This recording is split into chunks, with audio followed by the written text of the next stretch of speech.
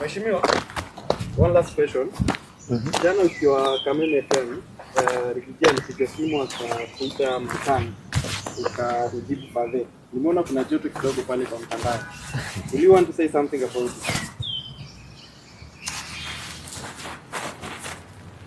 You know, my brother, kuna mambo mengi Kenya. When Babu Owino some time back used to be very cantankerous and said things barely the way they were, people used to get offended and said, Babu, you know, you're a leader, you need to behave like a leader. And Babu decided now to be a leader. Babu decided at least to address things as they are. And yesterday's situation, if you look at Rigiji, this is a person who qualifies to be my father, to be your father. His age qualifies. His children are our age mates. Like when I look at you, I can see a young person just like myself. And calling Rigiji Fathe, I don't think if it is an offense. It is a respectful way of treating our elders. He is my elder. He is like a father to me. When you look at Oburu pia ni Fathe.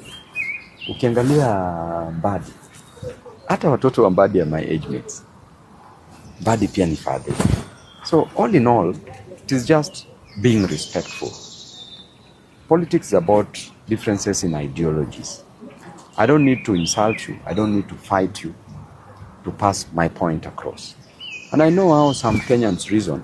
They're like the Israelites. You know, my brother, when Moses took Israelites from the bondage from Egypt, Israelites saw that there were 10 plagues to make them believe that indeed they were leaving Egypt, they were leaving bondage, and they were going to Canaan.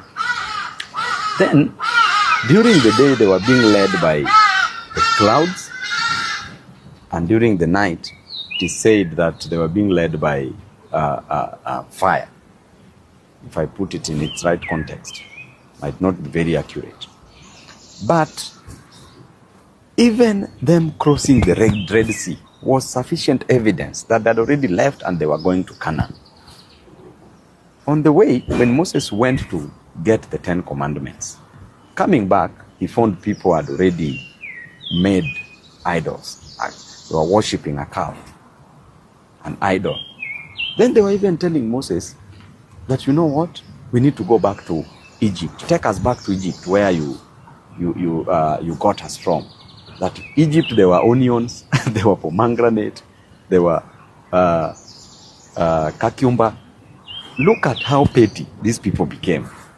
But they were seeing Canaan. So I will tell you, my people, I will take you to Canaan. Either willingly or unwillingly, you must go to Canaan. Even if your body, if you have remains in the desert, we will carry your remains. You must reach Canaan.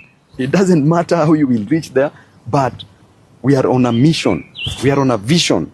And a simple mission cannot distract us from our vision and achieving where we want to go to. So therefore, I will tell you, those who are being critical about this issue, that you need to focus. When you stop looking at small things, you will see the bigger picture. That is, Albert Einstein clearly stated that. So my brothers and sisters, let us not sometimes read too much into petty issues. I can call any elderly person to me Fathe, and there's nothing wrong with that. It is a respectful way of addressing my elders, and that is how I want my life to move on, moving forward. In addition to that, you know the choir master, correct? The choir master cannot lead the choir while facing the crowd, okay? He has to face the choir for him to pass the point and everything to move on. But every time he looks back and says, and looks at the spectators and asks them, are you happy with the choir? Why are you not clapping? Why are you not singing? Why are you not doing this? He will not achieve what he ought to have achieved. But otherwise, God bless you all. Tuko pamoja. Hii siasa ni kumake decision na kumove forward. Thank you.